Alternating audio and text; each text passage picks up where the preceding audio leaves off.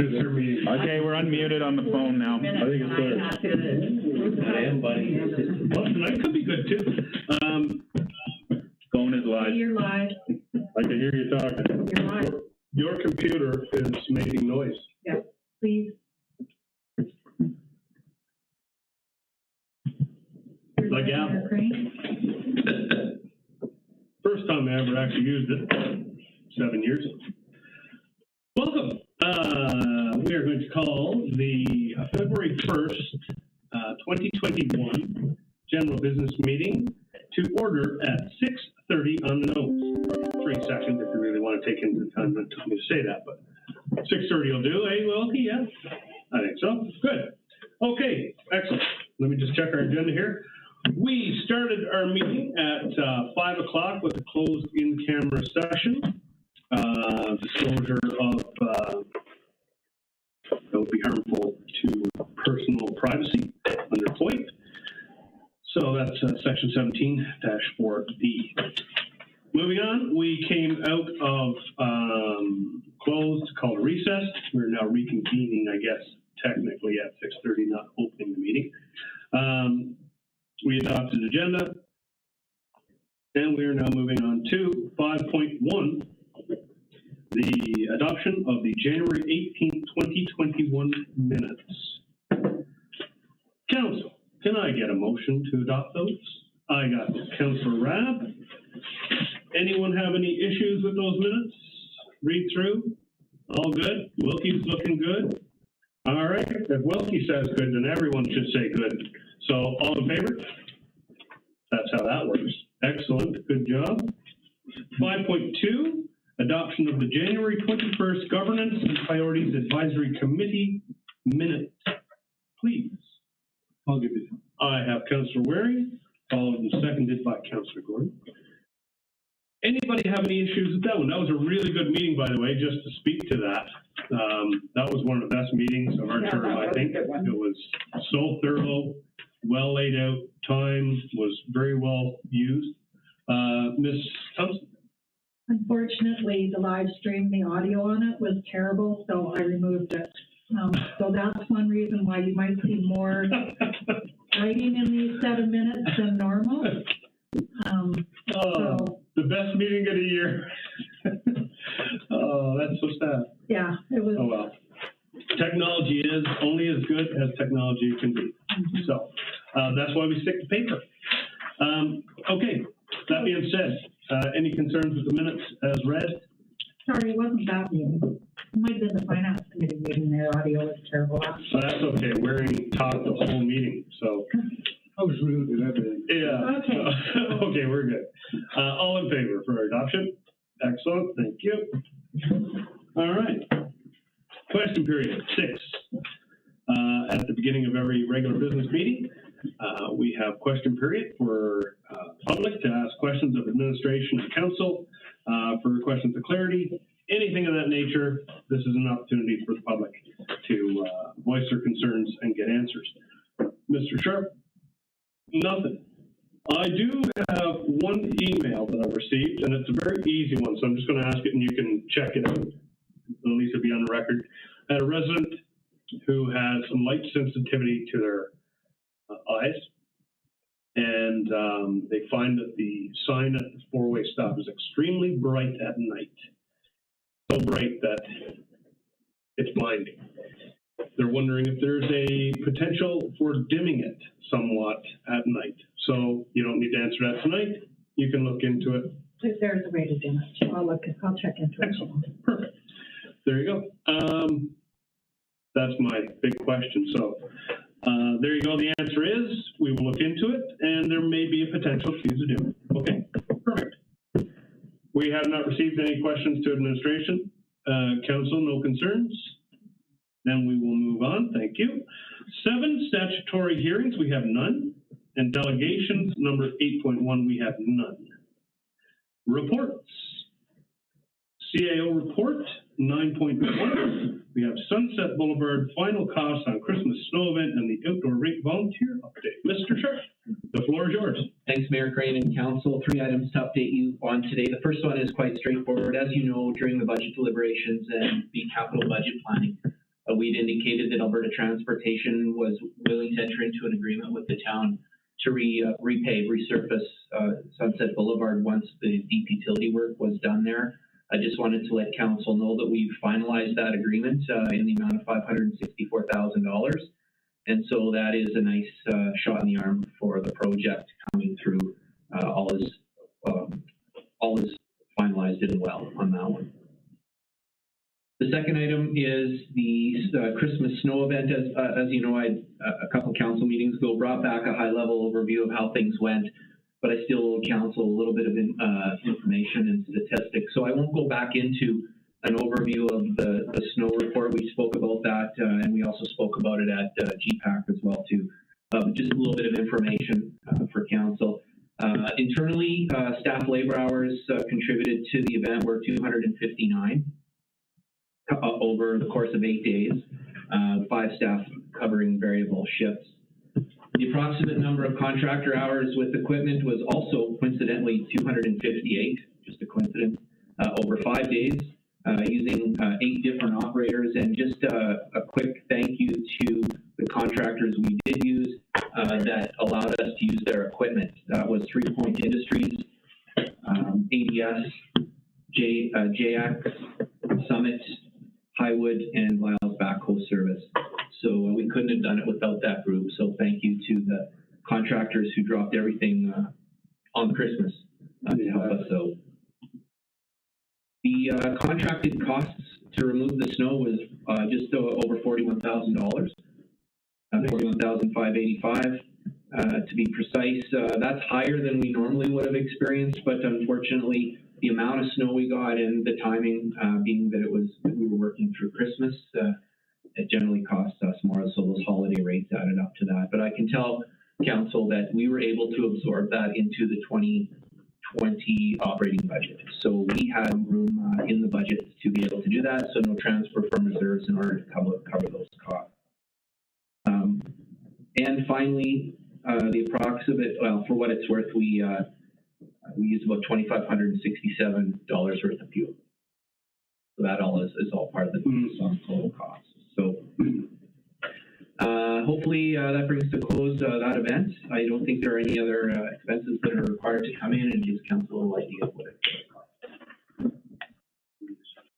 The third item I wanted to update council on briefly was the Outdoor Rink maintenance volunteers. So you'll recall a couple of council meetings ago, we had some offers and a discussion around getting the community involved with that rink. And I know 2 of our councillors in here were involved with that. I apologize if there were others. Councillors Gordon and Councillors Wilkie went out at 9 o'clock at night on a Friday with Craig Beaton to get their orientation. The reason for that was availability of all the volunteers, plus it needed to be cold enough to be able to properly orient the volunteers. So we had a total of 6 people express interest when we put out a call for volunteers. 5 had responded in time to get them going on that. Now, this report was given to me Thursday, so I don't know if all 5 showed up, but we certainly we had a good turnout there.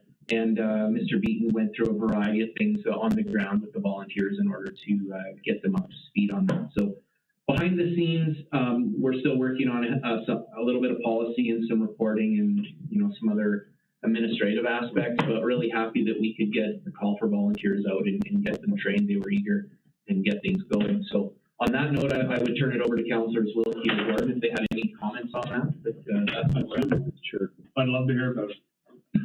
Yeah, it was. I mean, it's great.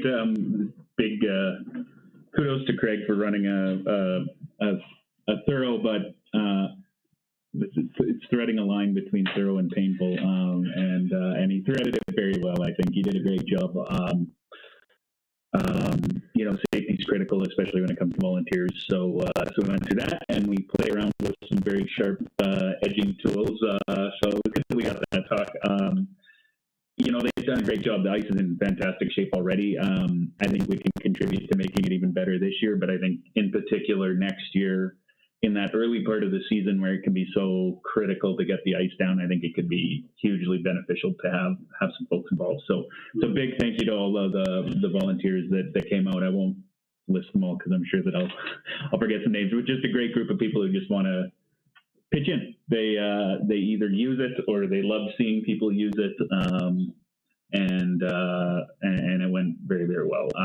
Initially, we're going to be kind of confined to helping out during daytime hours, just because we need to figure out how to get access to some of the gear, the hoses and stuff, without giving everybody kind of a master key to get into the flare. So they're looking at just putting up kind of a false wall to kind of fence off an area that volunteers could get access to, so we can grab hoses and grab all of the equipment that we need in order to get a flood down. So on Friday night last week, we put down a terrible flood, and they probably came and cleaned it all up on Saturday morning anyway. But I think it's great to be able to chip in like that. So thank you for putting it together, Tom.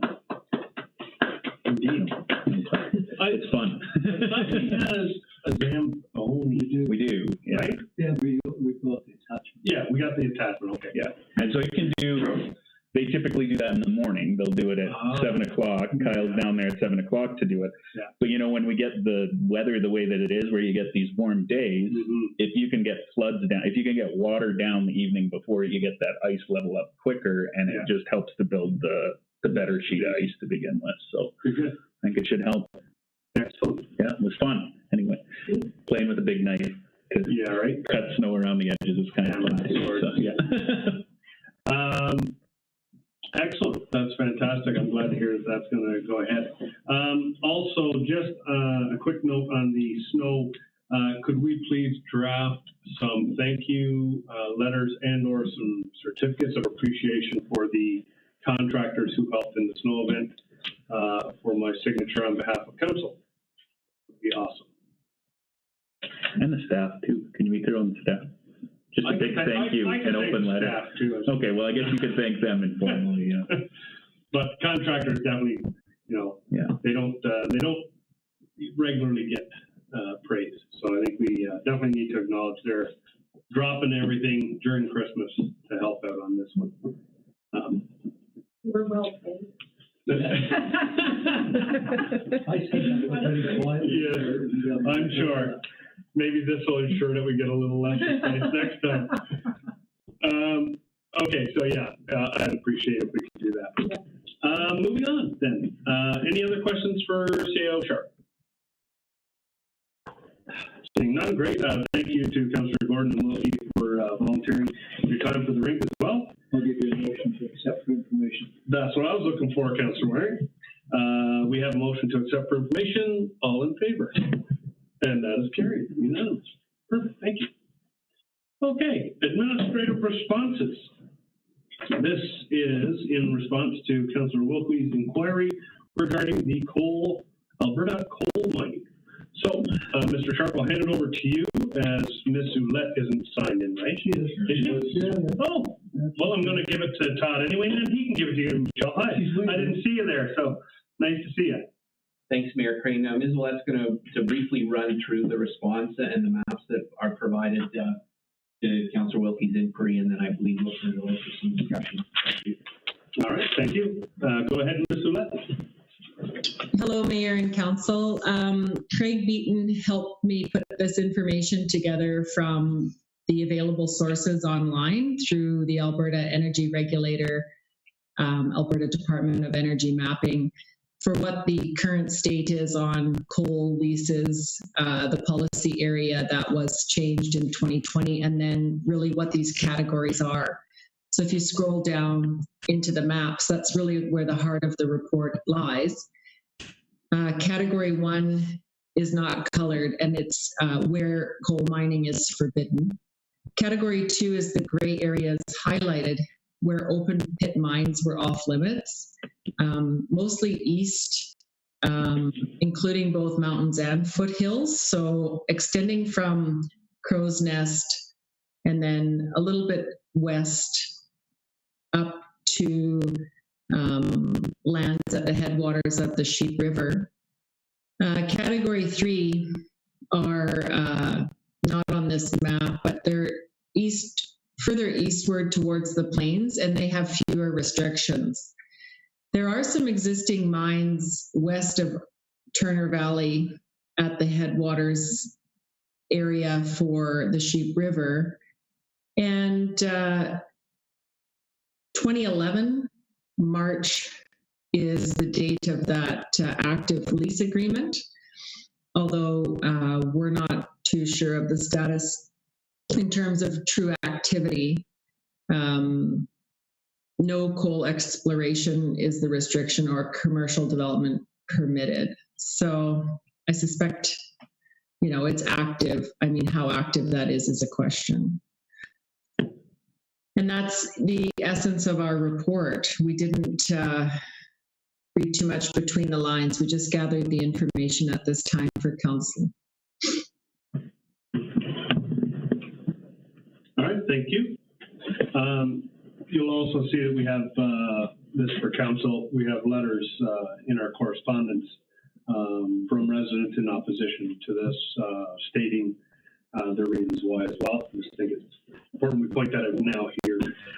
So I've got Deputy Mayor Wilkie, and then I've got Councillor Gordon. Yeah, thank you, Michelle, and thank you for, there's a million pieces of information you could gather together on this. The important one to me was to see the maps and see where the water courses are running. And it's clear from my view of the map on page 13 and 48 that tributaries that do flow into the Sheep would be covered by the Category 2 lands, which was my suspicion, but good to have it confirmed. So thank you for that.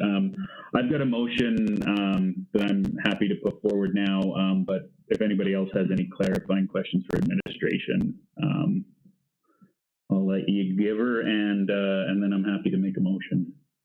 I think you can put the motion out, and then we'll speak to it. Okay. I emailed it to Heather. So the motion is, and Heather can kind of edit, just so Heather can edit it on the fly. Welcome to put it up on screen if you'd like. Just resolved that council direct administration to work with the administration of the town of Black Diamond, should Black Diamond's council be so amenable, to draft a letter to Premier Jason Kenney and other relevant recipients, including the following information and any other such information that our colleagues in Black Diamond may wish to include, or that our administrations may deem advisable. Number one, a request for reinstatement of the 1976 coal development policy for Alberta, the coal policy which was rescinded on June 1st, 2020. A request to initiate a comprehensive consultation process on the proposed changes to the coal policy, including all relevant stakeholders, and specifically including all potentially impacted municipalities that draw water from the South Saskatchewan River watershed, including the towns of Turner Valley and Black Diamond. A request for thorough analysis in advance of consultation, including hydrological, environmental, economical, recreational, and tourism impacts of the proposed changes to the coal policy. A request for an immediate halt to any coal exploration and development activity resulting from rescinding the coal policy and the subsequent issuance of crown mineral leases. An expression of concern about policy changes that impact the sole source of water for many communities along the eastern slopes of the Rocky Mountains being undertaken without fulsome consideration. Part one. And that, should Black Diamond's council be amenable to such an approach, that draft letter be presented at the next Joint Friendship Advisory Committee for consideration of approval and joint signature by the mayors of Turner Valley and Black Diamond. And further that, in case Black Diamond isn't interested, should Black Diamond's council not wish to proceed, that council approve the preparation of a letter on the same terms listed above and authorizes the mayor to sign such letter on behalf of council as soon as feasible. So it's a lot of words, and it's unfortunately more complicated than I wanted to make it. But I do think that this is an important opportunity for us to work jointly with our neighbors. Look, we pull from the same source of water. They're using the same water that we are. We're heading into these amalgamation discussions. I just think it's a great opportunity for us to kind of do a united voice on this. That said, I would like us to set direction to send the letter regardless. If Black Diamond's not interested, my guess is they probably are, and we can see something at JPAC next week and get it sent off. For me, this is, I like to set aside the environmental just for a moment on this, because I think, everybody has their perspective on balancing environmental and economic rights. And I think everybody sits in a slightly different spot on those kinds of issues.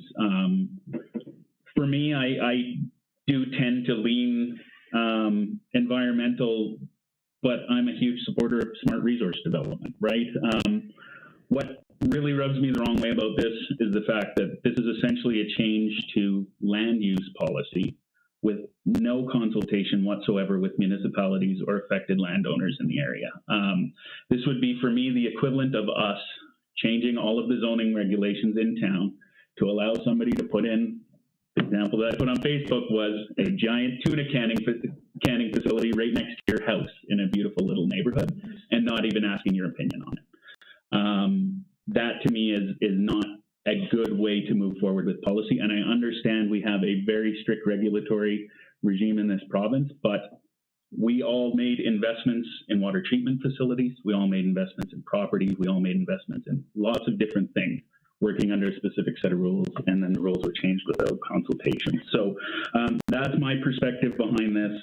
Regardless of your views on that balance between economics and environment, to me, the lack of consultation is something that we need to send a message on. And that's my perspective on it, and that's why I'm proposing this. Apologies for it being long-winded, but I did mirror a lot of what our neighboring municipalities have done, and I thank them for leading the charge on this. Thank you, sir. Excellent.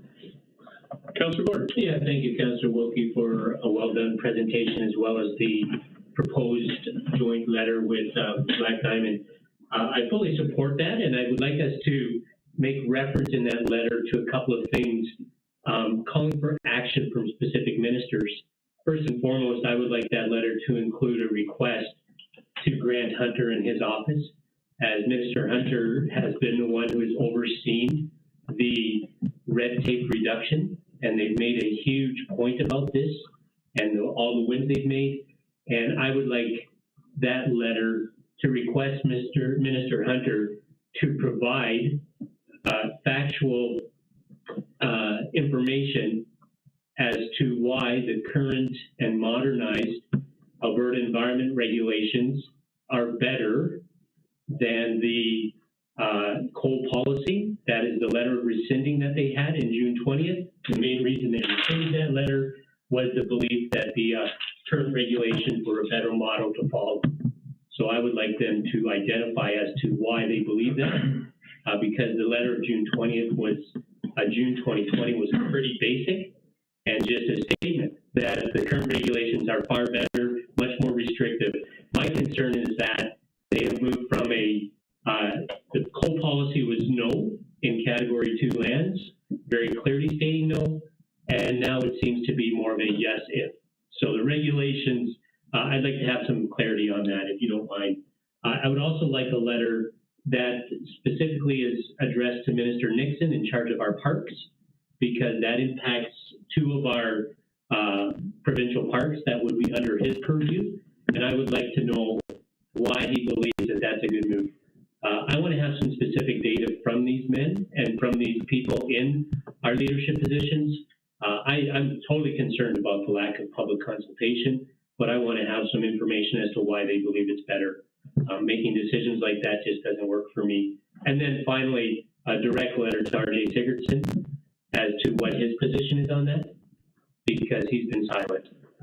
So those are the 3 ministers that I would like to have specific conversation with through our, not just and trust me, I fully appreciate our fellow municipalities and their letters that they've sent, but I would like to have some specific direction to ministers that invoke an answer, and that is my request.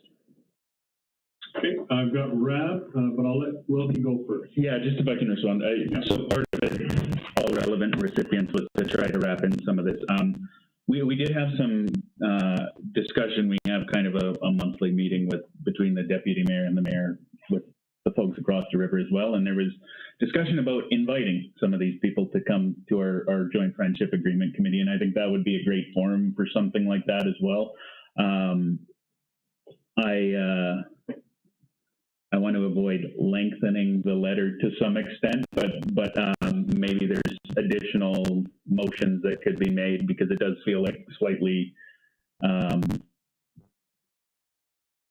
different information that you're seeking, and I'm happy to entertain those. I just if I made a follow-up answering you directly, Councillor Wilkie, my concern with all the letters I've seen are pie in the sky, and they don't invoke an action. And I would like our council to request responses and not just do this. Like, it's clear, but what action will they take? Right now, all the ministers are on silence mode. They're on radio silence. So I'm just wondering if we can't be a little bit more direct in and putting the onus on them to respond. I would love to have pick up the phone and say to Minister Hunter, your red tape reduction, you're claiming that that's what this does? Prove it. Minister Nixon, you're claiming it's not going to impact our provincial parks? Tell me why. That's just my perspective. I think that Wilkie hit that. That's a great secondary motion. So you can make that afterward. We'll go on this one, and then those would be good follow-ups, because I like where you're coming from with give us an actionable response. Yeah. Right? I agree with that. I like this to me, I'll just take the floor for a second. I like this, a motion by Councillor Wilkie, because it's supporting all of Southern Alberta in what is important through environment and water and so on. I like yours because it's pinpoint accurate. We want to know some answers to these questions, period. Thank you. Get back to us. That's it for me. Councillor Rupp. Thank you very much. I don't usually speak out that much against UCP policy or provincial policy, but I feel very strongly about this one. We have a coal policy in 1976, 45 years ago, put out by a guy named Peter Lougheed, who was one of the premiers that I have a lot of respect for in this province. And you know what? He was visionary. I can't say that anything about this coal policy, rescinding this coal policy, is visionary at all. In fact, I feel very strongly. They say it's because it's obsolete. Well, you know what? Obsolescence not too bad when you have a nice pristine country like we still have. And if you drive by Sparwood, you don't look up on top of the hill. That's what it's going to look like. Is that really what we want? I'm thinking not. Alberta has moved to phase out thermal electricity generation with coal by the year 2030. I think they're going to actually be ahead of that. So we got places like Sheerness and Hannah and places like that. The big projects. Yes, they're in trouble, but that's the decision that was made. So here we're going to go and we're going to. Sure, they say it's metallurgic coal. Well, big deal, because all the metallurgic coal it's going to use for production of steel is going to be done in Australia. We're going to have a few little jobs in the process of wrecking our landscape, and it's lasting forever. So, and all the good jobs are going. It reminds me a bit of, we had about a year or so ago, we had a guy in talking to us about the forestry. The same thing happened. We cut all these nice trees down by the highwood. Where the trees go? All into BC. Where does the money go? Into BC. We're left with the damage and the cleanup and crap like that. So I'm not afraid. Also, the UCP puts out information which is really full of misinformation, and it's nothing to do with environmental protection. And I'd like to add one name to your list, and that's Minister Savage as well, because I mean certainly the two that came to mind. Minister Nixon has not had a lot of respect for our parks based on some of his decisions. I don't believe. And I think Savage is one that would like to add there as well. They talk about this new technology are going to have it so clean. Tech Resources is doing the Crow's Nest Pass coal mine. They just got finished getting fined $1.4 million because they were dumping selenium directly into the Elk River. Well, guess what? This is our watersheds. It's not just a sheep. There's a sheep, there's a highwood, there's a Old Man, which all are tributaries into the South Saskatchewan. That's the watershed for everything. And you look at Montana. Montana's got a real serious problem, and have had for the last 20 years, because the amount of snowfall in the eastern slopes of Montana is reduced, and therefore they're having trouble with water. So you take a look at all the irrigation downstream. You look at the cities of Lethbridge and Medicine Hat, and Saskatoon, and Swift Current, where they get the water from, the South Saskatchewan River. What's the source? The source is in the mountains. So we have to come down hard on this and say, this is garbage. This is not doing us any good. You know how hard it is to get a water license. And now we're going to talk about wrecking our water. This is it. This is the water supply. The Eastern Slopes produces all the water for Southern Alberta, pardon me. And if you take a look, there's lots of water up north, but there's not very much. Water is at a premium in Southern Alberta, and we cannot afford to screw this up, and that's exactly what this is going to do. So economic versus environment, we're talking about that. It's not even an environmental thing. And besides the fact they don't consult Even if they do, it's the wrong thing to do, totally wrong. And they're talking about they're talking about 6 different mines in the eastern slopes. One is well on its way, that's the Grassy Mountain one. But the damage could be catastrophic, and we're gonna be, and our kids, why do we live here? One of the reasons we live here is because of the beauty of being able to drive 30 miles or 30 kilometers to the west and seeing some of the most beautiful country in the world. If we have these coal mines here, it's not going to add things. So I feel very strong. I'd be glad to support that. And if Black Diamond's not in, I'm sure they will be, but if they're not, we have to go it alone. And we need to include all the ministers. And none of this is BS story. That's all we're getting from them. This is totally wrong. They take a policy 45 years old that was done by a person who had some vision. I don't see any vision from this current government right at the present time. Thank you for listening to my little, whatever it's called. Well, I don't think there's much to add to it. If anyone can, please do. Cindy and Lana, go Cindy. Oh. I'll make the call. Cindy, then Lana. Yeah, I appreciate you putting together a motion, Councillor Wilkie. I guess I'm thinking much more on the lines of Councillor Rob, that there's not much information I could get from this government that would make me okay with any development of any coal mines on the Sheep River or anywhere in Alberta for that matter. I think if we write a letter, it has to detail the absolute agony this town has gone through with water and water quality. I think that needs to be highlighted. We have the best testing and probably anywhere, and it's going to show up. And for myself, I mean, I'm a little biased because I'm living right on the Sheep and I have a private well drawing water directly from the gravel coming from in the Sheep. It's more underground, I mean, than what you just see. And that's exactly our water source for our home. And I mean, there's no way that I could trust whatever regulations they think that they can put in to keep it clean. It's just too critical. Like, so I guess we want to make them accountable and give us answers, but at the end of the day, the answer is no way, no how, no matter what they say. I am completely against any development, period. So I don't really care to get answers back. I mean, holding the government accountable is great, but no matter what they say, the answer is still going to be no for me personally. So, and I think a lot of Albertans feel that way. So. Yeah, I think they do. Absolutely. Councillor Hamilton. So I think that council already has had a lot to say, and I agree with your comments. I think that there's one big problem here outside of obviously the problems that you guys have already listed, but something that I think that maybe needs to go to AUMA, maybe in a resolution, is it's very disturbing to me that only the areas that are directly close to these proposed mines are consulted. Was there any consultation with the municipality or with the public? So anybody downstream didn't get a say or didn't get a voice or didn't get an opinion because they aren't directly affected.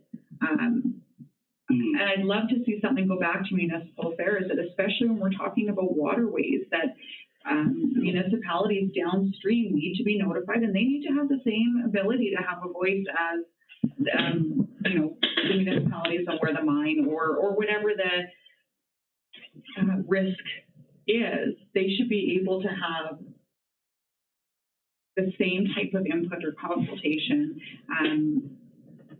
awarded to them. So I'd love to, I think that the motions that you guys have put forward, I'm definitely in support of them, but I also would like to think that maybe we do up a resolution to go to AOMA in protecting people downstream, like in whatever the circumstance.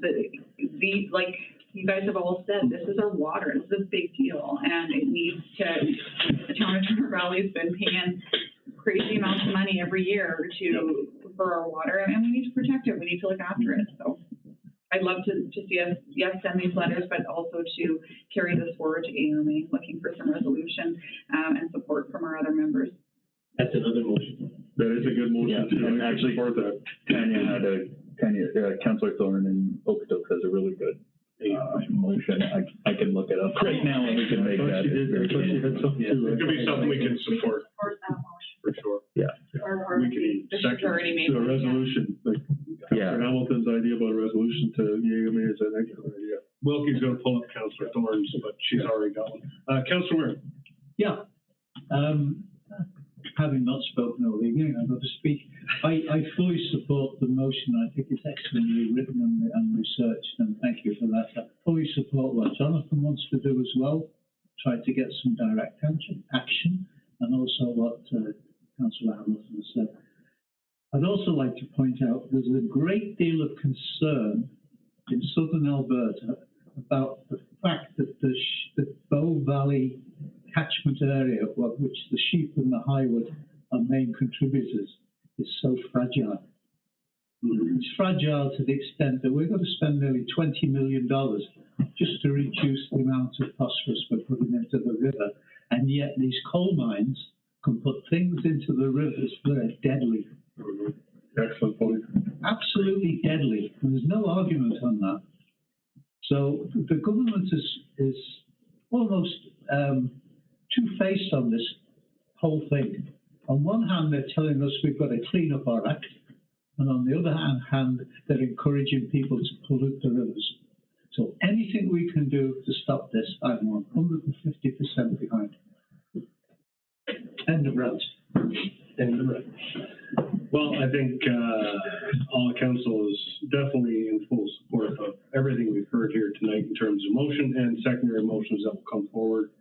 And AUMA support for Councillor Thorne's motion regarding water and Sheep River watershed. I think this is a very important decision to support this motion and support our regional partners and our fellow Albertans. The beauty of our landscape is a tourist attraction that brings in millions of dollars in pre-COVID years, obviously. But it's the environment for me. And you can look at our gas plant as a perfect example. Contaminated land that you can't go walk on because it's contaminated from generations and decades ago that didn't be responsible, that didn't follow through on what they could do to clean up the environment. You go rip the top off a mountain, you're not putting that back. And water goes where water wants to go, and water will cut, a channel right through a mountain and deposit all downstream. So it only takes one small crack heading in the right direction, and you got yourself a cavern. Peter Leahy was right. Simple as that. So put it back the way it was and leave it alone. What I do feel for our fellow Albertans in Coleman and Blairmore and Bellevue who do have families that are fully dependent on the coal industry and have been for generations as well, like Frank's life. I totally sympathize with them as well. However, this is not the time, nor the place, nor the environment to access these lands and go back to a bygone way. It's just not. So, with that being said, if there's no further debate, let's get her moving on our motions. All in favor of Councillor Wilkie's motion? That is unanimous. Councillor Gordon, I imagine you've got something written? Yeah, I guess they're going to have to be separate if they're going to 3 different ministers. So first of all, I would like to direct council direct administration to compose a letter to Minister Grant Hunter regarding red tape reduction. We fully support the red tape reduction and how regulations can hinder work. So, that's not the motion. No, okay, so make a motion to... on the floor. Yeah, sorry. A letter stating to Mr. Hunter, please clarify through identifying how the current Alberta environment regulations supersede the 1976 coal policy. Yeah, period. That's a direct question. Should get a direct answer. One of those on each one of those. I think we'll vote on each one. That way it's clarified and done. Right? End stop right there. So, debate on that. We'll have it read back once Heather's ready. I will get Councillor Gordon to read it back. Yes.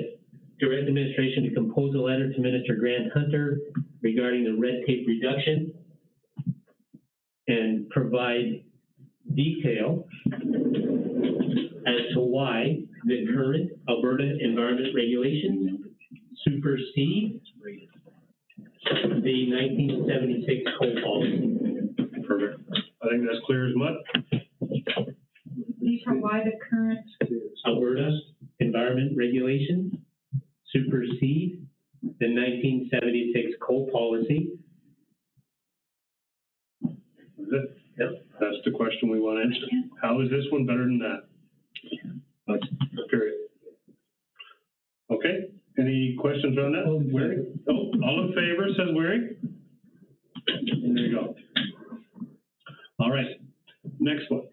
The next one is to, council directs administration to compose a letter to our MLA, RJ Sigurdson, requesting his position regarding coal development that affects the Sheep River watershed. Period. requesting his position on, sorry? The coal mining development On the eastern slopes. on the eastern slopes impacting or affecting the Sheep River watershed. Yeah, Highwood is in Roger Reed's, right? Right. Yeah. That's why I'm being specific. But I mentioned the eastern slopes because I think it's all three waterways are affected, so, our MLA is representing all three.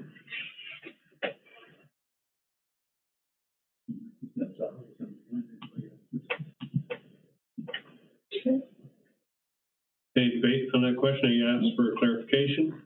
Straightforward. All in favor? Carried. And just directed to Councilor Rob, Minister Savage is the Environment Minister, correct? Yep. Okay. And you So- mentioned Savage and. Yeah, I would like to direct administration to compose a letter to our Parks Minister, Minister Nixon,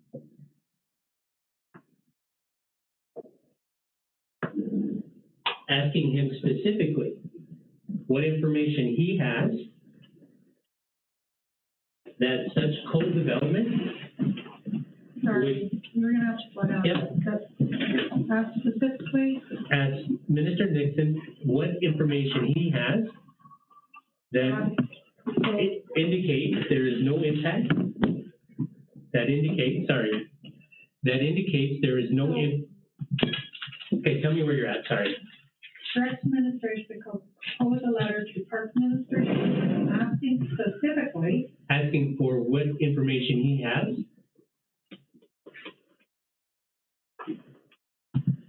yes, that the coal mining developments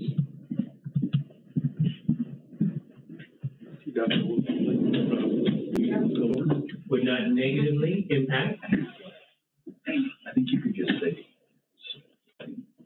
the Sheep River Provincial Park, because they're in his purview and they're part of ours. They're just east of us. And what is the other one? There's Blue Rock Provincial Park?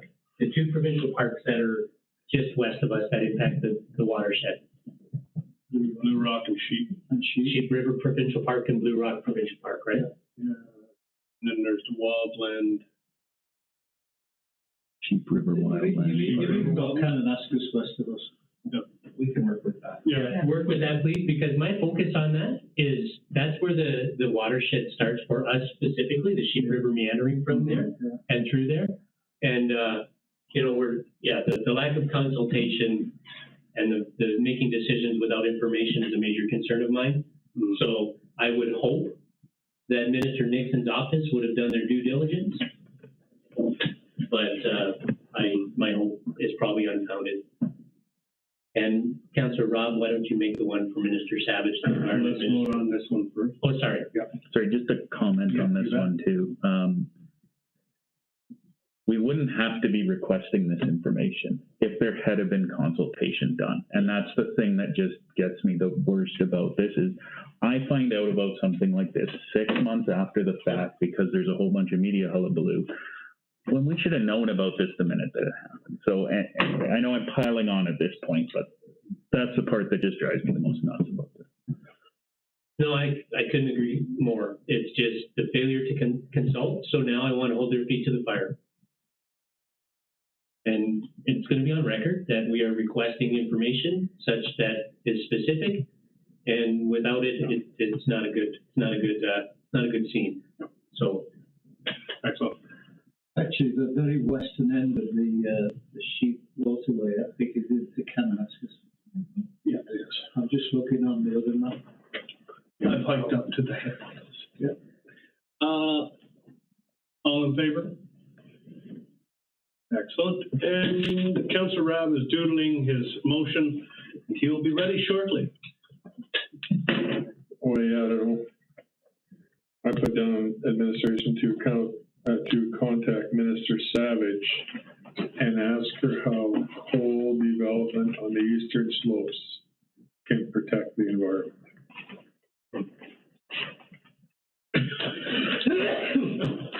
To protect the environment. Yeah, can protect the environment. How she can, square this too. There you go.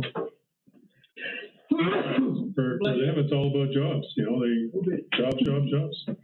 Out with the environment, doesn't matter. Mark, who cares? That's my opinion. I mean, that's the tough pickle, right? You're balancing economics against environment. Coal development on the eastern slope, sorry, I didn't catch the end of it. It's compatible with the environment, or can protect the environment, I should say. Something that you may need a little bit of wordsmithing on that one. Compatible with. Compatible, I like. Compatible, I liked. Yeah, you were in a good spot already, Dave. Then you talked yourself off of it. I liked it. Maybe we should get that one read back.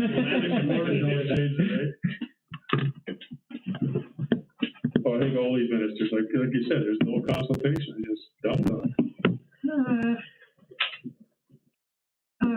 So Letter. that council direct administration to prepare a letter to Minister Savage regarding how coal development on the eastern slope is compatible with the environment. Okay.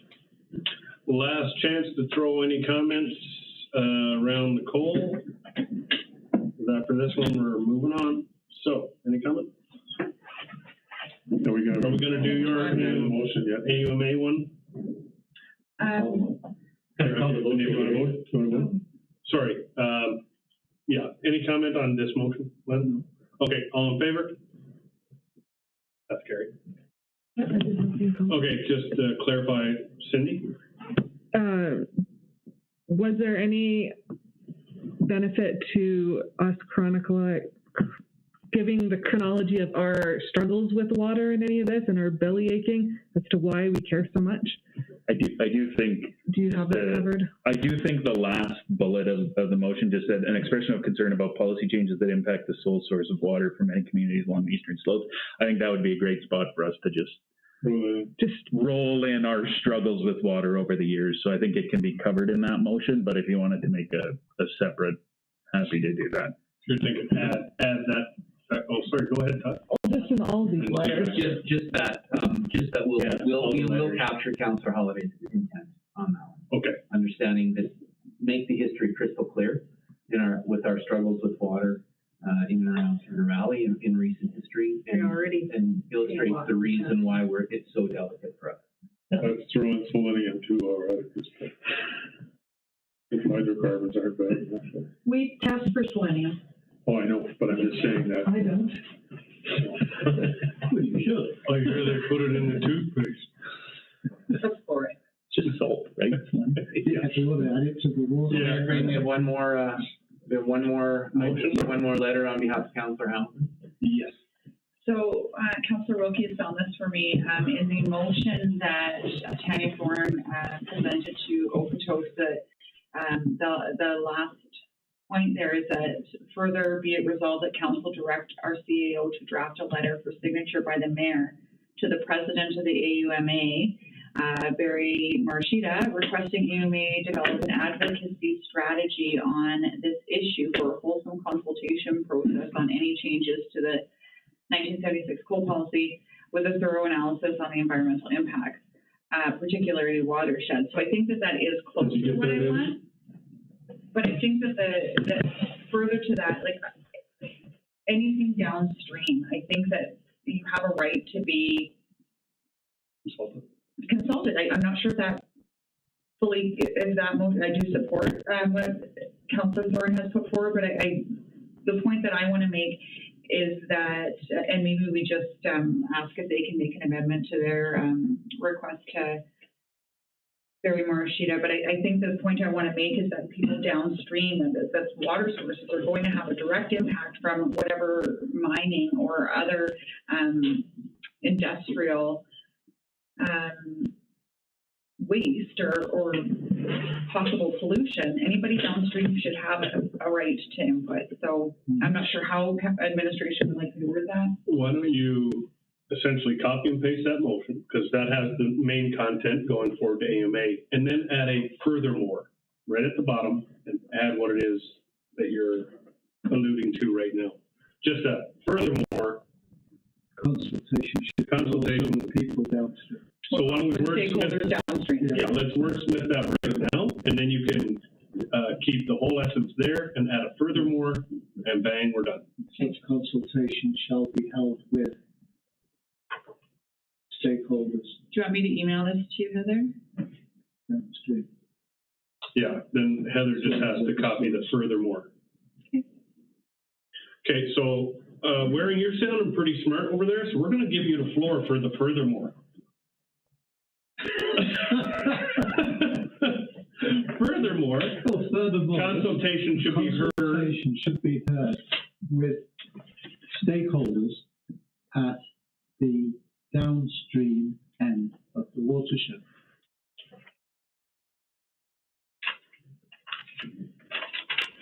Oh, that's kind of happening in we could just add that from Councillor Wilkie's statement, the furthermore. Yeah, I think so too. I think it could go with the main motion. Whatever. Yeah. Can you read But your we already furthermore? voted on it, didn't we? No, No, we're going to add it to, because this is AUMA support. Oh, you mean, yeah. Can you read that for us, Add that to Councilor the Wilkie? letter. Furthermore. And furthermore, what did I have? No, I don't know that I had anything that's worked for So downstream. furthermore, consultation shall be held with stakeholders downstream of Within the watershed. the watershed. Yeah. The watershed? Downstream from the development. Downstream from any development, yeah. I think that probably works, right? I think From any coal mining, Any coal coal mining or industrial development. I like Cindy taking this. And again, this is a letter that will go to AUMA as a support. They will then, through their group, fine tune that. Yeah. And then they'll come back and they'll let us know what they come up with. So this is a letter of support, so it can be broad, and then if they want to, they can start narrowing it into their gens. So I think this is good, We can always write a resolution if we have to. right? Okay, Send copies. so picking up from Councillor Thorne's motion from Okotoks, Lana, if you could read that out loud, and then we will pick up Ms. Thompson, if you can read the furthermore. Okay, so further be it resolved, so I'll just say, be it resolved that council direct our CAO to draft a letter for signature by the mayor to the president of AUMA, Barry Marchita, requesting AUMA develop an advocacy strategy on this issue for a wholesome consultation process on any changes to the 1976 coal policy with a thorough analysis on the environmental impacts, particularly to watersheds.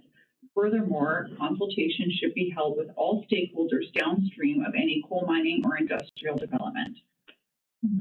Perfect. I can email that to you. And furthermore, Just one No, comment. she did the furthermore, so we're good. One comment. One comment from When where? you go to the beginning of your letter, it's referring to something that went before but it doesn't say what it is. No, so that was, so this was a, Yeah, but she's referring to something that was in the previous part of her submission. I'll put the Do property. you know what I mean? Yeah. Yeah. I got it. You Maybe might coal have to mine. specify a coal mine. She says on this issue, yeah. Yeah. Which is, yeah. Anyway, yeah. Yeah, you need to define what the issue is. Yeah. The issue changes is to the coal mine. 1976 coal mine. Yeah. That's the issue. See, I was awake. You're good. I know. For a guy who said he wasn't even going to speak this meeting, you're doing great. Only 11-1. 11-1, okay, very well. Poor administration has a bunch of motions. There we go.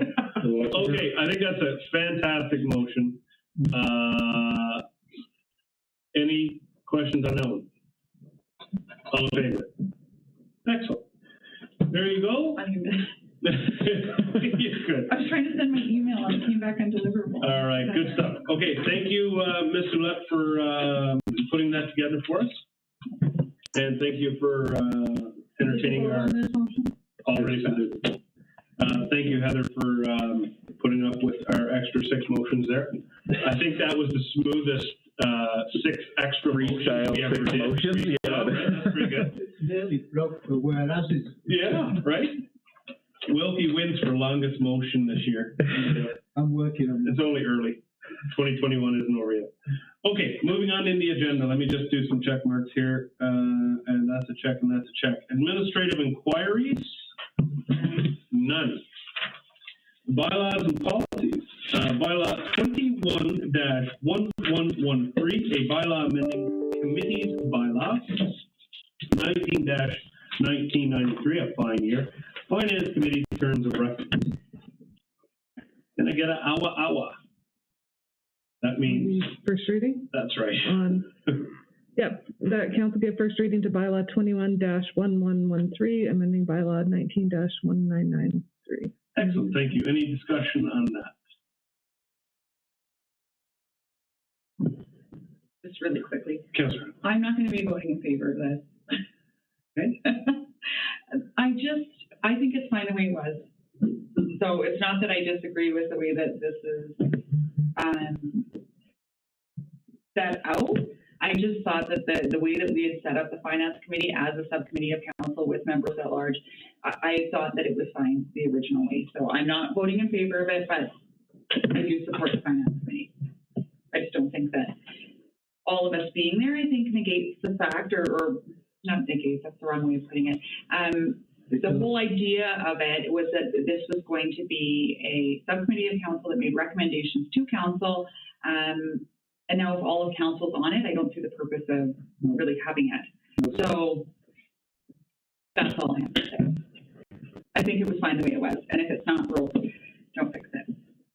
Okay. Okay, I'm going to speak.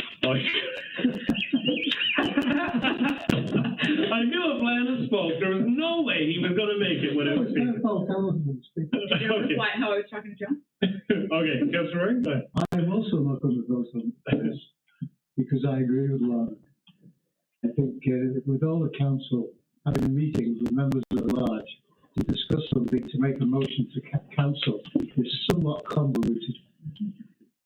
And also it's duplication of time and effort of our administration staff. So I would also prefer it goes back to the way it was. Amen. Back to the way it was 2 times ago or 1 time ago? Well, I would prefer 2 times ago, but I'm not going to get away with that one, so I'll say 1 time ago. Very well. All right. Anyone else? I'm going to call you Deputy Mayor then. No. Councillor Holiday. Geez, I had to squeeze on it. Yeah, I am a little confused because John's saying it's not working and Lana's saying it was working just fine, therefore we don't need to change it. So I'm a little flabbergasted or confused. I'll clarify. I think that when this committee was the 2 members at large and the 3 members of council, I didn't have a problem with the way that was operating, is what I'm saying. So for it now to be all of council, all 7 members of council, directing to council to me, that is counterproductive. Like, the whole reason that we created this finance committee was to be transparent to the community, so that there could be public input into some of our finances, so we could think tank things before they came to council. And if all of those things are going to happen with council as a whole, I don't know why we aren't just doing it in a regular meeting. So I thought that it was fine before, when it was the 3 members and the 2 members at large, is all I'm saying. But I didn't make a motion to change it. Right. Oh. Can I? Yeah, respond? Now I get what you're saying. This was to make it a little bit more like the GPAC meetings. So you have a chance to vet things before they get to the formal council meeting. And it just, unlike JPAC, just happens to have a couple additional people with some financial background in case you get a council, especially that doesn't have any, and to give some continuity over the years, right? So that's, I think, where I was trying to head with this one, because I had heard from many members of council, yourself included, that you didn't want us touching budget. You wanted that straight to council, and that we couldn't do anything with that. I don't think I ever. Yeah, maybe I just misinterpreted that, but there was some definite power struggles between what got dealt with at council versus what got dealt with at finance committee that went on last fall. So this was to just wrap it around to make it more like JPAC, just how we did land use bylaw. We get our input into it. We don't have to call special meetings for budgets last minute like we did this year. It all just goes through a regularly scheduled process to the committee. So that's where we were trying to head with this. So I support it this way because I felt like we had a major power struggle on budget over the fall with complaints from councillors not being involved in the budget process. So if it wasn't you, then that's fine. So let Brad piggyback. I'm going to support this motion because I think it was very well done. Thank you very much, Ms. Thompson. And I understand where you're coming from, Councillor Holiday, because I don't recall you saying it. Did I screw up? Did I pull a crane? I'm so sorry. I pulled a crane. I pulled a crane. That's bad.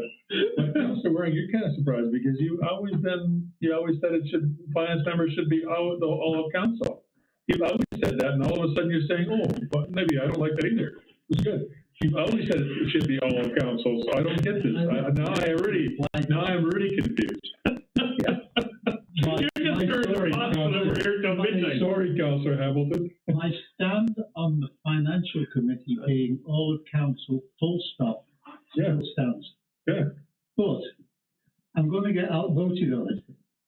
So I'm not going to go on the end of a branch and saw it off. If we're going to have a financial committee, which apparently the majority of council would like, and if we're going to have members at large on it, I cannot see the point of having all of council on it. To have a meeting to direct ourselves to go and do something, it's just dumb. It's just duplication. So have a financial committee of 3 people, 2 members at large. We had that. Do whatever you're going to do as directed by council and bring us back the answers, and we'll all live happily. We had that, but there was too much strength. Okay. Councillor Gordon, you want to weigh in, or we're good? All right. I want to record it. Councillor Holiday? Yeah, and for me, I would say I would rather just have it all of council, period, no members at large, rather than keep this current 3 members of council and 2 members at large. If we can keep all options on the table, we might not lose on it. I think all 7 members of council being the most important, because we've seen with the land use bylaw that having that extra meeting where we can sit around and flesh things out better, with what we're doing with our policies has worked better than doing it at a council meeting. All the finance stuff takes too long, and there's too many little questions, and I think we need to keep it separate from the council meeting and prevent the random thrown in special meetings that aren't properly scheduled. Just so I'm clear, did you just say it would be okay with versus keeping it the way it is now, I think that we're ineffective without having all 7 there. So if I have to, I think being on council is about achieving a happy medium, and some people you have to give and take on it. So that's where I'm willing to give. I think that we're wasting members of that largest time in the current format. Right. Oh, interesting. Because really nothing that got said and talked about ever advanced. Okay. With this budget, we still had a budget presented to us that wasn't balanced, even though Finance Committee said, no, we want to see a balanced budget going to council. You know, there was issues, so. Okay, I'm gonna go to Wilkie, because I kind of agree with some stuff up here and here. Yeah, I absolutely agree. To me, there's no point with the way it was, 3 and 2. It's a waste of administration's time. It's a waste of the people on the committee's time going back and forth. I do believe there's significant value in having outside perspective on budget. That's why my view is 3 and 2 is not working. So 7 and 3, in my mind, is better than just 7 councilors. So that's how I would rank it. 7 and 3. 7, 3 and 2, and 3 and 2 is way down here, and I don't think we're going to have patience from our members at large for that, because it was a waste of my time sitting around for another meeting that was pointless, because the exact same discussion is going to happen at council. We might as well all be there and get the discussion done, and then we know how the vote's going to go at council, and we make the decision at council, and it's just like CPAS. Yes, Councilor One of the great things about being open and allowing the public to be involved, I'm fully behind having the public involved in budget processes and everything else. So, for me, when we're doing the budget, I would have an open meeting with council and with any members of the public who wanted to attend, where the members of the public were allowed to speak on the topic and bring forward their ideas. That is slightly different than when you've got 10 people in the room discussing and negotiating something to send back to council, because there's so many people who won't be involved in that particular debate, who when it comes to council will just say, yeah, fine, and they'll wonder why we've agreed it. Is that, you see the logic of where I'm coming from? comes back to that public consultation. An old school council allowed people to say what they wanted, and then you took that into consideration as you went about your business. So if you had at the beginning of the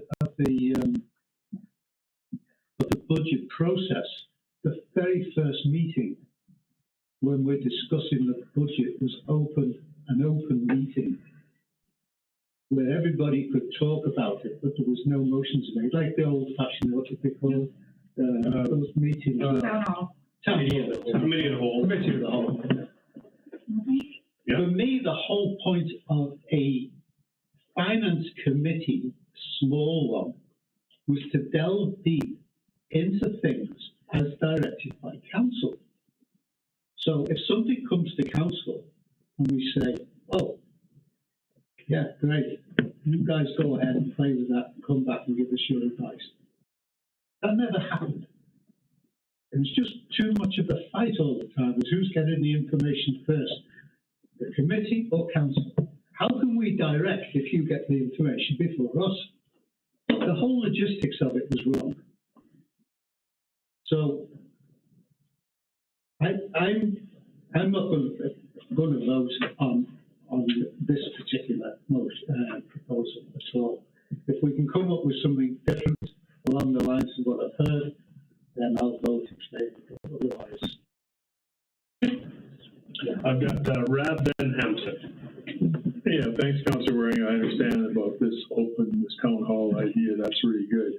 But the advantage of the finance committee, or the two people that are on from the public, is they go into a lot more depth than you're ever going to get out of a one-shot evening town hall meeting.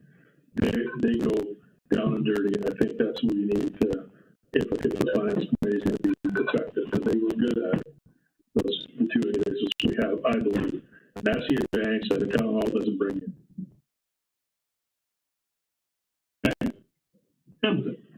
So, having heard from both the members that are currently on, or there's three, you're on, okay, from two of the members that are currently on it and Councillor Rabb as well, I didn't realize that the way that it was working wasn't working. I thought that you guys were perfectly happy the way you were, and I just wanted it to be left alone.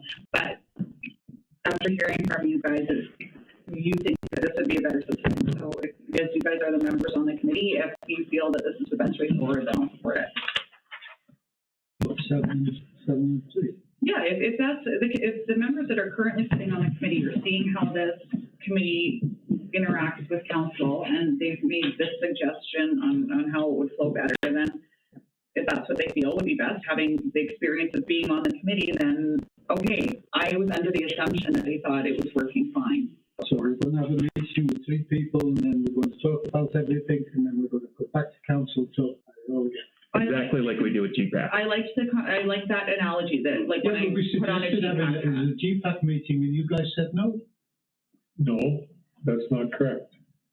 It's not GPAC, it's finance. There's 2 different things here. I just didn't want, the last meeting I spoke against that, I don't want to have finance committee rolled into GPAC.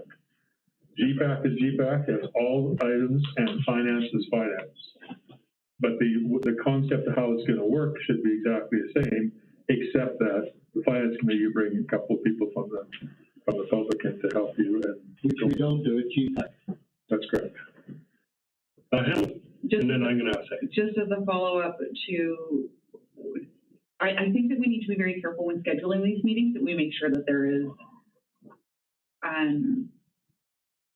agenda items that are necessary. I don't think we should be having it unless we have things that are, urgent or need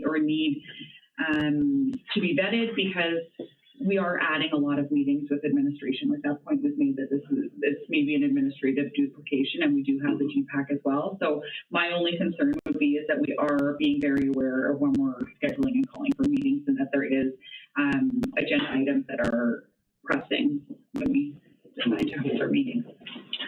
All right. I look at it in this way. I think we've been ineffective in previous years in preemptively thinking about the budget at the right times, right? You really want to get ahead of the budget when we have committee discussions and council discussions directing that committee on what to look at. So I think we're just breaking our teeth here in the early stages of refining the process. And I think that process needs to continue to refine, and I think that the members at large add the continuity through elections. So I can agree to that, no problem.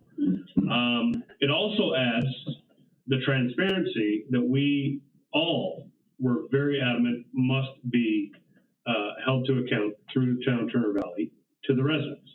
So it adds transparency and continuity through the long term. So on those 2 points, I can support this.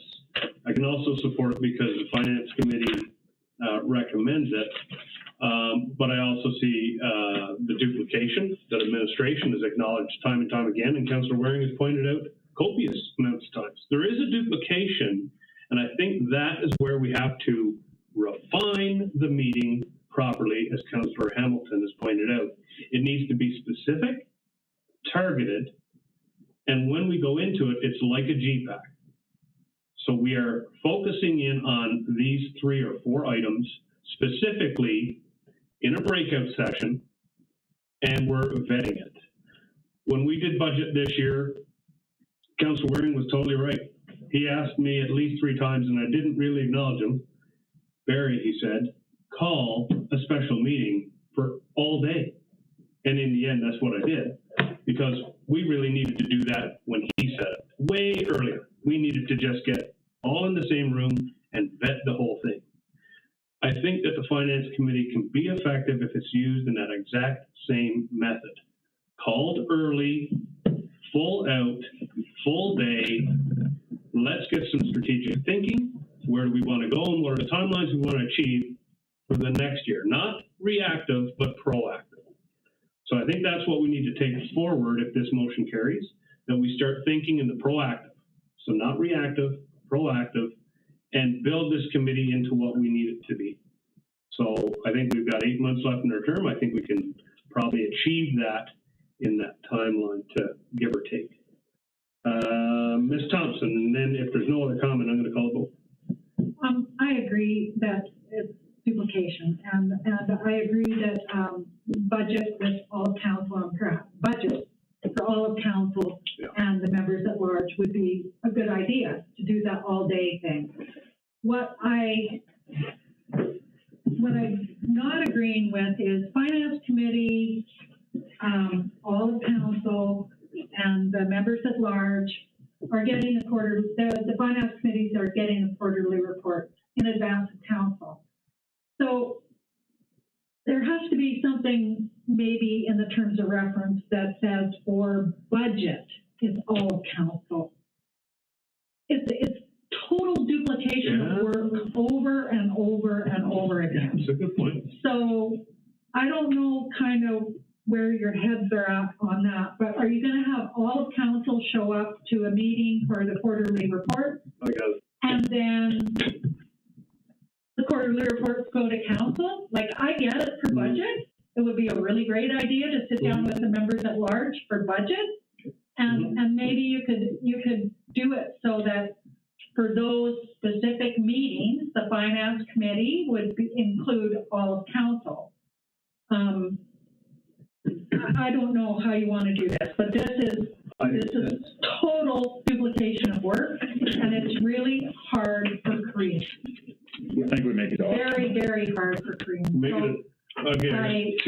That's just my thought. Totally get you, and I think that the easy question or answer is going to be at the discretion of the chair.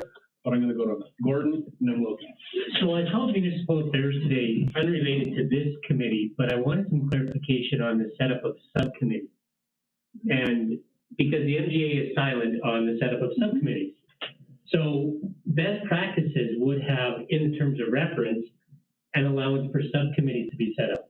You don't have to have that, but I could see that working in this scenario where we set up the composition with subcommittees, if you will, the subcommittee made up of the 3 councillors and the 2 members at large to review that type of material you just spoke about. I would suggest it would be the other way around. Or the other way around. The finance committee would stand at three members at large, or 2 members at large, 3 council members.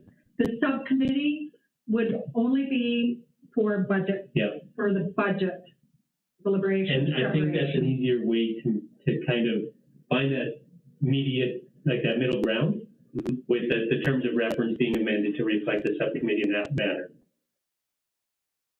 Wilkie, I think you were going to basically hit on that same thing and say that. I was just going to say it could be either the discretion of individual councillors, whether they choose to attend meetings or not, and we make it voluntary essentially, or the call of the chair, I think, as you put forward, right? And a subcommittee can be formed by the committee. So same as what you did with West End, that didn't need to be approved or in a terms of reference or anything. The subcommittee can be formed by the committee, called by the committee, and that subcommittee would be budget only. So you wouldn't have to change the terms of reference at all. But a subcommittee could be established for budget only, where all of council would attend. So the subcommittee would be bigger than the committee. Yeah, does that work? So it would only be for budget. It'll be only for budget. Because it's specific for the budget. Yeah, only specifically for the budget. I'll go to Rab while Cindy contemplates the existence of many, many things. I can see smoke coming. You could also go the other way around. You could have the terms of reference as they're going to be now, 7 members and up to 3 additional guests, if you like, or members of members. And a subcommittee could be 3 of the 2. And I wouldn't recommend that because budget is the budget is council's biggest policy. Yep. And so we're recommending up to council that they approve the quarterly reports, and there could be other recommendations that come forward from that review. But when it comes to budget, it is, quite honestly, council's biggest policy and their biggest responsibility. So I would say that the subcommittee would be the budget committee, which would include all members of council and members at large. And just so I'm clear, the Finance Advisory Committee could form that. All right. Now, Steamer, let's hear it. And the finance committee could put together terms of reference for the subcommittee. Which would, I think that we've just complicated something that could be quite simple. We really need 4 meetings a year. Yeah. So we absolutely get a quarterly report, which some quarters we've missed, right? Obviously, there's circumstances, but you know, we need a full day for capital budget, and I think it should be done separate from operating. A lot of municipalities do theirs in July, right? You need your January one for, you know, setting up your auditors, right? There's a few things that happen, and there should be one dedicated to your asset management plan and your reserve levels, and there should be one for operating budgets. They should be 4 full days a year, all of council. That's what we do. And those are just set. They happen like clockwork. And so we know what we're getting, and those are our targets.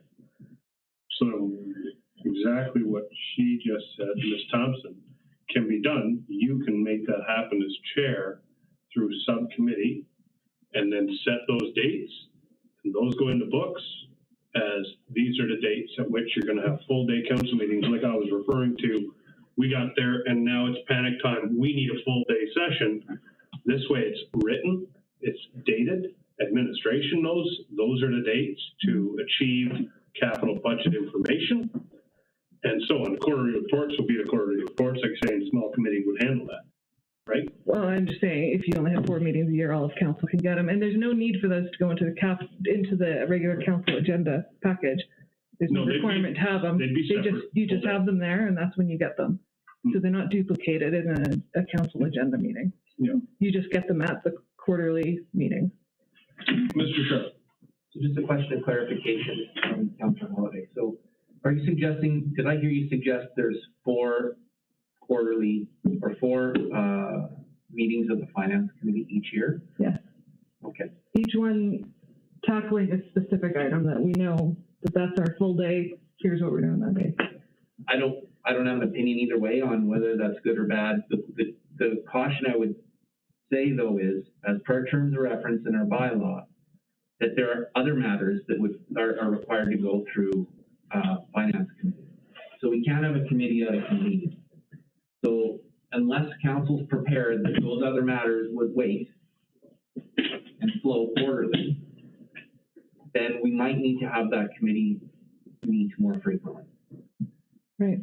Also, I could bring up that we do have policy revolving around budget. So where dates are locked in, et cetera. So not to confuse things, I think that the policy dates could be used for the subcommittee for just budget. And just trying to simplify it here. Because it is such a duplication on so many fronts. And we do have policy in place. So essentially, we can do what Councillor Deputy Mayor Wilkie said is adopt this, everyone's in, then through invite, you can choose to attend or not based on what is in the content. And then we have our locked-in dates where we're guaranteed we're all going to attend using policy from budget that already exists as dates that you would then That's a choice council can consider, absolutely. But I agree with Councilor Gordon that the subcommittee idea is a very good idea.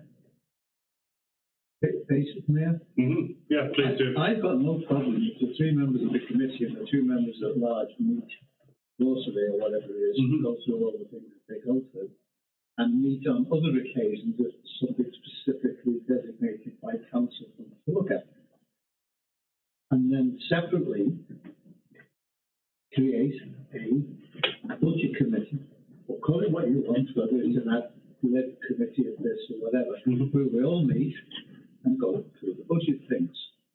Discussion, like a GPAC. Yep. Talk it out. All have your say. Whatever. We're not going to make any motions. Yep. We're going to hear. And then when we go in council, there's a separate budget meeting. Then we'll make the decisions. I think that's exactly what you're saying. Yeah. That's what they're saying. I'm good.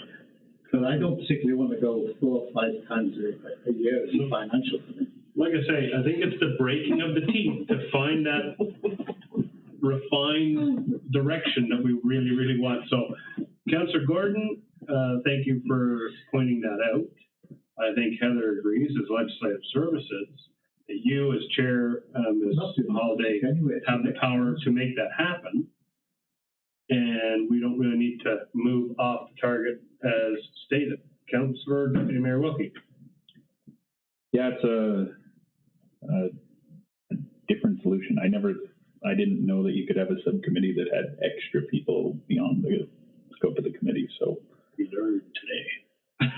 It's almost cleaner, and I think it kind of limits the scope of that specific subcommittee to particular matters that we want to have everybody involved in, and then the broader matters, the ones that John doesn't want to get into on a quarterly basis, yeah, can sit with the 3 and the 2. I don't know. I quite like that approach. So. Yeah. So I think basically we do not approve this motion. Well, you gotta put it to a vote. Oh, well, we've made a motion, but that's what I'm saying. And then we leave it as status quo, and you have some work to do that you can then bring back with some proposed. I can work with yeah, committee. That would be great. That? If that's what you're telling me. Shake that head. You know, when I came in, that seemed like a kind of a no-brainer. I thought we were kind of, half an hour later, we confused the thing completely. We're going to have a you should have small group. when I said I wasn't. We're going to defeat this motion. We go back to what we had, status quo, was because Councillor Hamilton likes that. And we're going to go back to the 3 and 2. But then Warren doesn't like that because he wants to have a say for budget. So we have a subcommittee, which is bigger than the original committee. Yeah, okay, it all makes sense to me now. You can't make this stuff up, honestly. So I guess it's better than Rick Mercer's routine on Friday night. Yeah, it all started because Councillor Hamilton just had to say, yeah, I'm not going to vote for this. I thought it was fine the way it was. Well, apparently it is. So, no further debate. It's too good. We could rewrite the terms of reference to include the subcommittee and the membership of the subcommittee. Well, we're going to let you and the chair are going to. I don't think we need. You don't need another make work project. Yeah. You and the chair can work out the. What is the chair want? You're saying if we defeat this motion, all is good. then we go back to 3 and 2. Yeah. But we're going to form a committee. Yeah, well, that wouldn't be good enough for John and John, so we have to do some more things for that. But yeah. So we'll have a subcommittee there, which is bigger than a big, all you got it. Fair. Yeah. Councillor Gordon, finish it off. Yeah, I appreciate not wanting to have extra work on our administration, but Cindy, you're not always going to be the chair of this committee, right? So having that terms of reference amended to reflect the subcommittee ongoing for the next council and forward, may be wise to have that in there. Oh, yeah, for sure. Yeah. Specifically stated. Shouldn't matter to the chair. So I'm wondering if we should postpone this motion and direct admin to include the subcommittee in the terms of reference for us to vote next. That's just my opinion. We've got to defeat the motion anyway, unless you. Go ahead, Councillor Holiday. The one thing that hasn't happened is I would really like to sit down with Ms. Middleton and say, hey, we've had a year. What can we do better to make this work for admin as well as council, and have that conversation, which I haven't been able to have because she's been off. So I'd be happy to postpone it and find some middle ground with all these ideas and to come up with something that actually works. And that it's clear and concise, and that it takes into account all the policies and the dates that we already have. So that's it. We could also vote in favor of this motion and direct administration and Councillor Holiday to work at further development. So this is the first reading. Just the first reading. We've got 3 readings already anyway, so we can get past the first. Otherwise, if you shoot this down, you got 6 months before you can bring it back up. Is that not true? Yeah. So if you vote in favor of this motion and then direct administration to, and finance committee to work on some other follow-up, that's a possibility too. You can have I like a that friendly better. amendment to do that. Pardon me? You can have a friendly amendment to the motion to do that. Or just pass a motion and pass it and then make a motion, you know, doesn't matter. I'm good. Councillor Wilkie, you made the motion, didn't you? Did I? No. I don't know. Has anybody made the motion yet? I made the motion. For first reading. Councillor Halliday made a motion for three. So then I'll make a second motion, Vote on the first motion. after to have further What was the discussion. first motion? Okay. All in favor of the motion? All opposed? Okay, it's carried. Now, Councillor Holiday, what else would you like?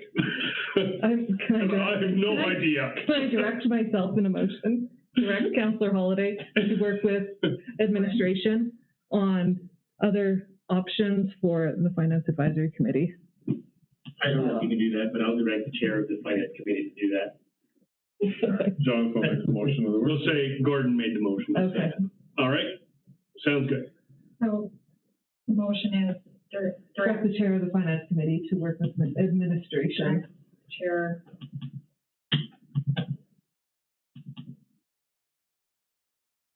That was slick. You guys didn't see it, but it was on camera. I was impressed. Yeah. It goes a lot better when I don't speak. Right? I mean, we would have been out of here an hour ago if you didn't speak. Work with administration. On options for streamlining the Finance Advisory Committee. There you go. Then you can have the big conversation. Councillor Gordon. Really make it solid. You want to streamline it, don't have me on it. And, Did you say kick yourself off? and exclude Councillor Waring from further discussion. Don't write that. All in favor? And that is carried. Good job, council. Great discussion. I like it. Okay, we're moving on. No second reading here, okay? We're just gonna leave it alone. Now, we have no old business. 14.1, license agreement with ConocoPhillips for the soccer field and Millennium Park. Mr. Sharp. Thanks, Mayor Crane. Before you tonight are two license agreements, also known as leases or user agreements with ConocoPhillips for two parcels of land that we've historically used for several years through the benevolence of ConocoPhillips. First is the parcel of land that the soccer field sits on. The second is belovedly known as Millennium Park. Those agreements had expired a couple of years ago, and over the course of the last couple of years, we've been working with ConocoPhillips to renew those. No significant changes in those lease agreements, other than mostly administrative. We clarified more accurate mapping and some of the landmarks on them. And there's a more explicit clause in the agreement that states that we need Conoco's permission before we do any sort of public gathering or public events on that land, which was added in at the ask of ConocoPhillips. Specifically, we referred to the fact that we've had New Year's Eve and Discovery Day on those parcels for many years. And while they indicated they did not have any intention to shut those events down, of course, they still wanted the courtesy of an ask 90 days in advance. So the administration doesn't have any concerns with that. It's their land, and so ultimately Conoco has the hammer. So those really are the changes that are in those leases. The other thing is that those leases went from a 5-year to a 1-year term, renewable on the same terms from year to year, assuming there's no challenges. So administration supports the changes that we've negotiated in with that, but as per policy, we need council's permission to enter into the agreements, and so that's why we're here. Excellent. Councillor Holiday. Yeah, just to clarify the 1 year, so it's renewable indefinitely then, as long as forever. Unless one party decides to remove themselves. Oh.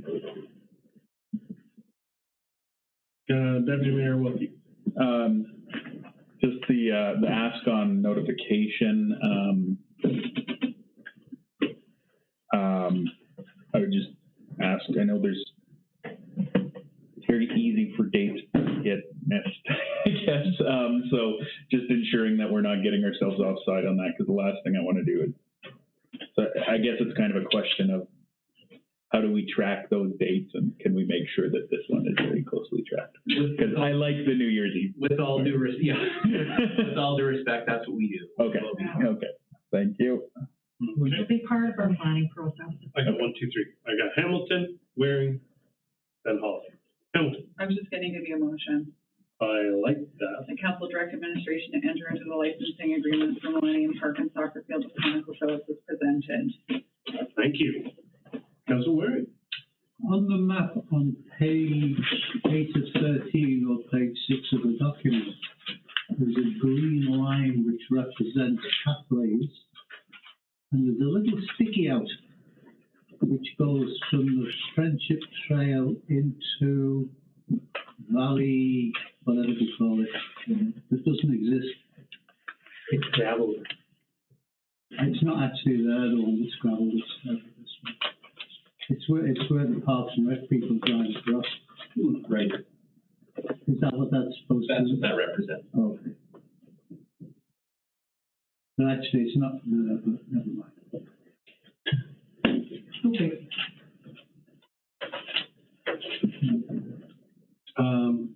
Councilor Holiday. Just in response to Councillor Wilkie, can we send them like our next 5 years of dates in advance? Does that count? We're on it. Okay, good. ConocoPhillips has no interest in, politically or otherwise, in Canceling that. However, it is their land. Yeah. Okay. Councilor Hamilton. Oh my God. I was just wondering if the paperwork does need to be submitted annually or just automatically renews unless one of the partners pulls out of the agreement. The latter. Automatic. It automatically renews unless the one that's decided to remove ourselves. So you don't have to do any follow-up. No, nothing. We're not talking about follow-up on the agreement. We're talking about the 90-day request. Making sure that our request to use the property for. Oh, was that what you're talking about? Oh, okay, sorry, slow on your take. Thanks. Okay. May I ask a question? Oh, Is there go ahead. any restrictions on the use of that? Yeah. Yeah. Yeah. So what I mean by that is there's no concern with how we're currently using it. Correct. Okay. All right. Excellent. All in favor? Thank you. We now have a soccer field. Annually. No, we don't. We just, they're leasing one. For no, It's good. It's really big. There you go. Okay. Some people do, and then they lock it, which is kind of silly. But interesting thing to note is you have the land map here shows that you could enter the land that is by this map allowable public land to use by the search and rescue tent, and you could walk all the way around the fenced-in soccer field and come out down at the campground. That might be, seeing as it's fenced, a nice little area you could do off-leash dog. I'll show you. I'll just show you something. Guys, you're trained. Yeah, no. We're here to approve There you these. go. Yeah. Oh, it's already approved. We're moving on. No, we're going. Oh, yeah, we're good. We're good. All right. I just wanted to throw that out there just to get it done. Okay. Oh, did you? Right on. Okay, corporate fund request for 2021 Sheep River Health Trust donation and sponsorship request. I make a motion that we honor their request. Councillor Gordon makes the motion to, in the amount of $500, correct? $1,000.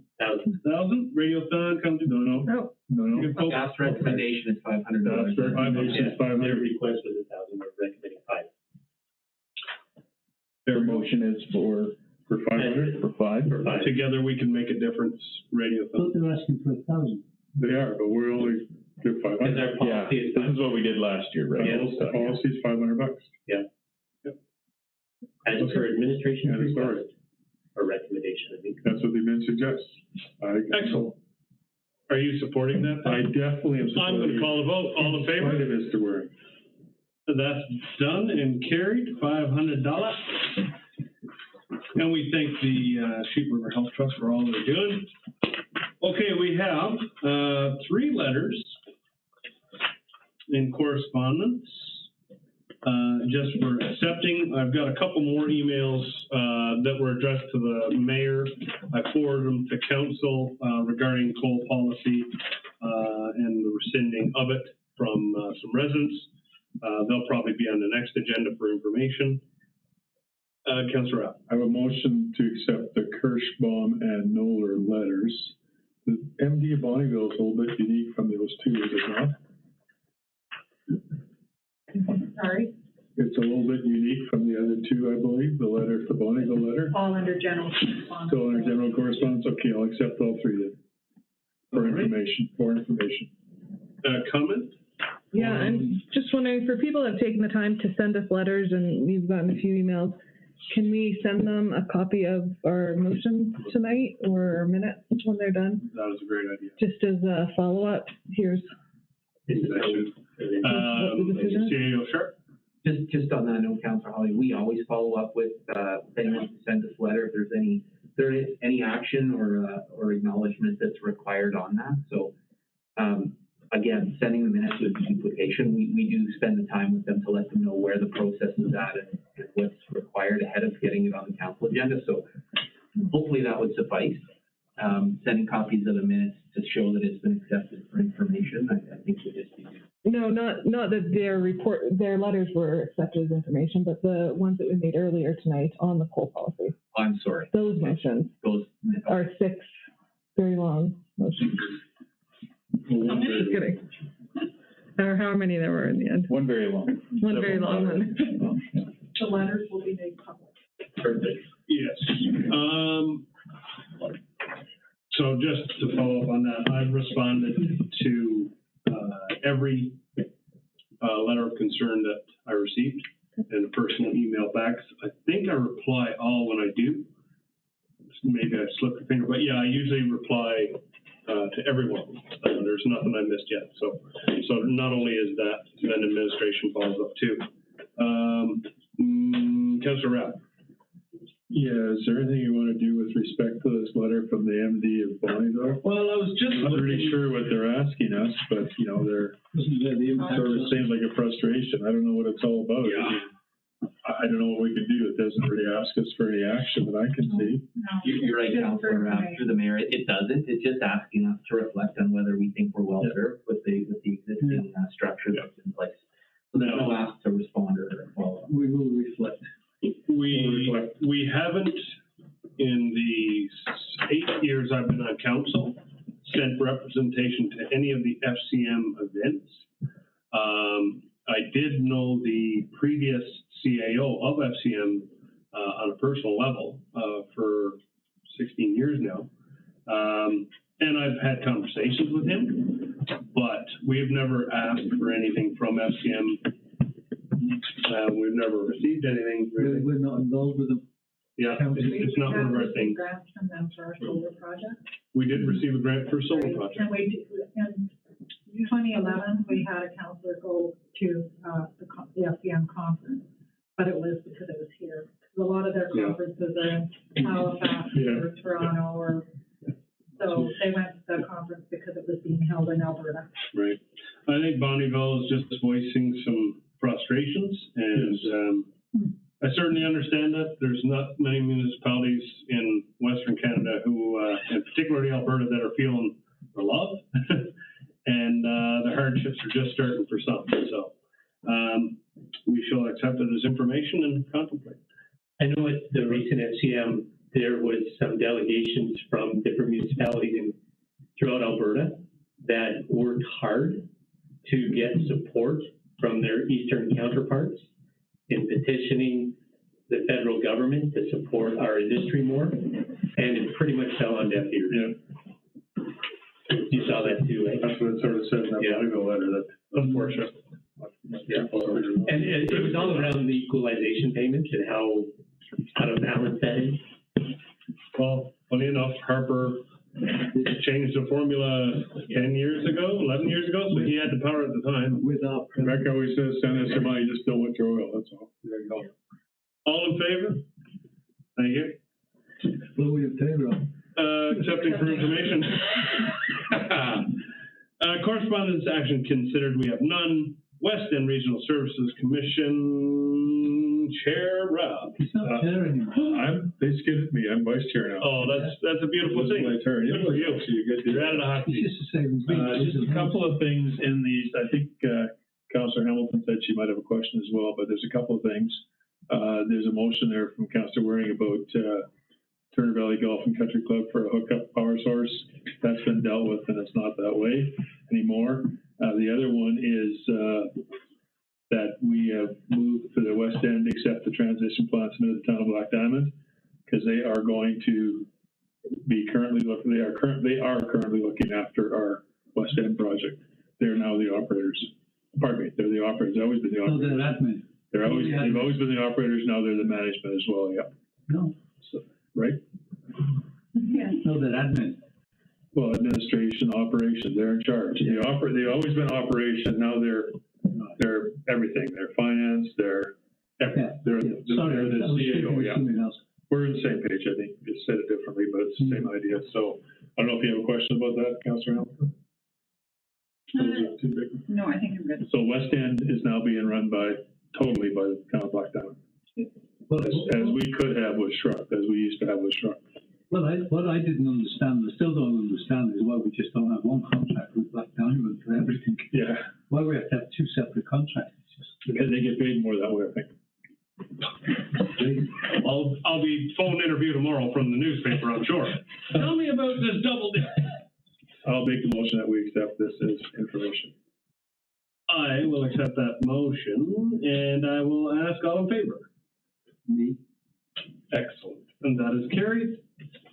And at 8:16, we are adjourned. Thank you for tuning in, and we will see you all next time. One moment, please. Deputy Mayor, can you